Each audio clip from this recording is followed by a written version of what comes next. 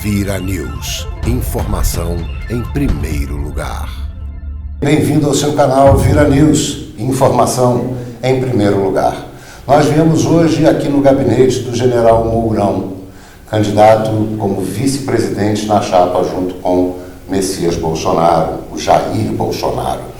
E nesse momento nós viemos aqui por uma questão muito importante. Primeiro, todo mundo questiona como será ou como deve ser, em que linha deve se trabalhar essa chapa caso vitoriosa. Bom, não resta dúvida, não é, de que o povo brasileiro ele não aguenta mais o tipo de gestão que nós temos tido ao longo dos últimos anos, uma gestão totalmente ineficiente, feita por pessoas incompetentes, e aqueles que não eram incompetentes e nem ineficientes estavam todos abraçados na corrupção. Então, o que o povo deve esperar de Jair Bolsonaro? Austeridade, a primeira coisa no governo. Um enxugamento da máquina administrativa, a diminuição da quantidade de cargos comissionados que aí estão, o próprio enxugamento do número de ministérios, como ele tem falado seguidamente. A partir dessa austeridade, um governo de zero corrupção, um governo onde a política seja praticada com P maiúsculo e não com P minúsculo, nomeação de gestores eficientes para os ministérios e não simplesmente lotear o ministério para algum partido político, né? E o tempo todo a honestidade, ou seja, não é faz o que eu digo, mas não faz o que eu faço. Nós vamos dar o exemplo. E a partir daí, nós temos que ter um relacionamento republicano com o Congresso e com o Judiciário na busca das reformas que são tão necessárias para que o Brasil consiga sair do atoleiro em que se encontra e volte a crescer economicamente, mas não só economicamente, volte a crescer em termos psicossociais, ou seja, em termos de educação, de saúde e de segurança para todas as famílias. O que nós esperamos é que volte na educação a matéria de OSPB, porque as pessoas perderam a noção dos seus deveres. Hoje em dia todo mundo fala muito de direitos, excesso de direitos e nenhum dever. A sociedade, de certa maneira, vai ter que reaprender a viver numa real democracia, numa democracia que se quer o bem do país e não um aparelhamento de esquerda como vem sendo feito, e nós percebemos que o que está acontecendo aí, o Brasil virou o caos. Não resta dúvida, isso é algo comprovado, né? Nós, nos últimos 30 anos, nós fomos saturados, né, por um bombardeio vindo de uma forma de dominação, usando aquilo que eles chamam de hegemonia de pensamento, que desagou naquilo que é o politicamente correto. Então nós temos que romper essas amarras, haver realmente a liberdade de pensamento, o pensamento não pode ser engessado, lembrar que liberdade e democracia andam juntas, mas que, para vivermos com liberdade e democracia, temos que viver sob o primado da lei. A lei é para todos. E como é que o senhor vê essa série de ataques inescrupulosos que a grande mídia vem fazendo e tentando manchar o seu nome e a sua honra? Eu acho que a grande mídia, ela desconhece o que são as suas forças armadas, com as exceções de praxe. Então ainda olha aos oficiais do Exército, ou da Marinha, ou da Força Aérea, ou os praças, dentro de estereótipos, né? Ela está vivendo com a lanterna na popa, ela não olha para frente, ela só olha para trás, né? Nós temos orgulho imenso do nosso passado, né? E a mídia tem que entender que quem não tem passado não tem futuro.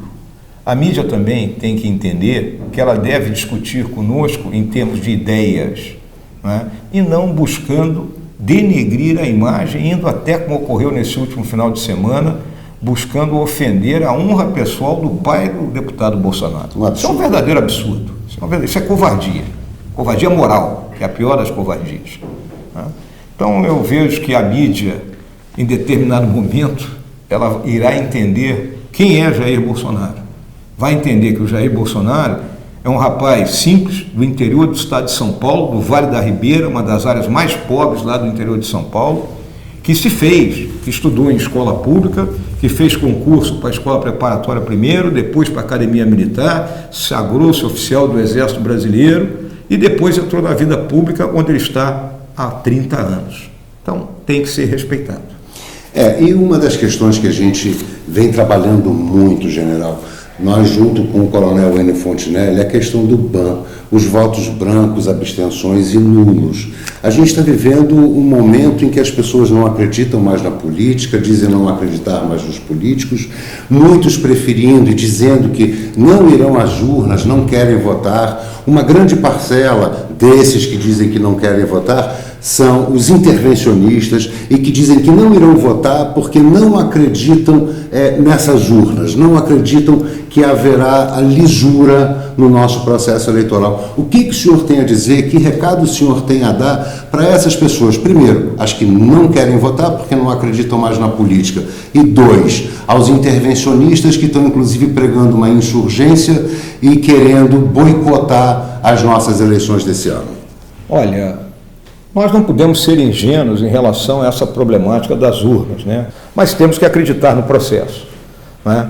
Eu acho que essa é a primeira eleição onde se discute realmente essa questão das urnas. Das outras vezes, né, as coisas ficaram meio assim no espaço.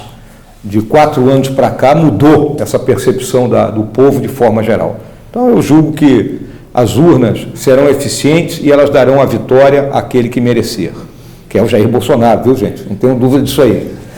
Porque como o coronel sempre diz, a urna pode até ser fraudável, mas para ser fraudável tem que haver o fraudador. Exatamente. E parece que o fraudador não vai ter mais espaço. Liberdade de manobra, que é algo que se diz aí em linguagem militar. Em relação a pessoas que estão descontentes com a política, que não acreditam mais, é a hora de acreditar.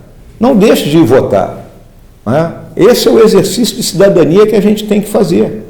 Não é o fundamento principal da democracia, obviamente, a eleição, mas é um dos fundamentos básicos. Então, aquele que deixa, né, de colocar o seu voto na urna, ele está se omitindo, né? Então, quando você falou aí na questão de deveres, de direito, esse é um dever cívico de todo brasileiro e brasileira comparecer às urnas. E aí, a questão dos nossos intervencionistas, né, são patriotas. Sim. Eu os conheço, são pessoas que morrem por esse país, mas eles têm que entender que as soluções não são simples. As soluções para o Brasil são soluções complexas. O Brasil são 5 países em um. Eu estava conversando há pouco aí com um jornalista e dizendo para ele, tivemos ano passado a eleição na França. A França é do tamanho de Minas Gerais. Exatamente. Olha como é simples fazer uma campanha na França com toda aquela infraestrutura que existe lá. Agora, e num país como o nosso?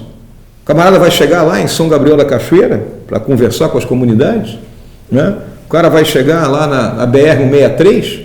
Então, esse é o nosso país. E para mudar, todos têm que comparecer às urnas e votar no 17, Jair Bolsonaro. Porque as pessoas dizerem que não vão votar e quererem mudar o país através de uma ruptura institucional, nessa altura do campeonato, acho que não dá. O mais certo é realmente ir para as urnas, votar nas pessoas certas, já que são patriotas, votar na chapa realmente patriota que nós temos lá nas urnas. Todos nós temos que fazer a nossa parte. E aí, o futuro, a Deus pertence. Basta que cada um de nós faça a nossa parte, né? Mas lembrando aquele velho aforismo, né? Deus é brasileiro e vai nos ajudar. É isso, gente. Deus é brasileiro e podem ter certeza, vai nos ajudar. O nosso país vai voltar a andar direito, porque nós somos um país realmente de gente direita. Muito obrigado a todos vocês que estão aqui acompanhando essa entrevista no seu canal Vira News. Informação em primeiro lugar. Obrigado, general. Um abraço. Sucesso. Muito obrigado.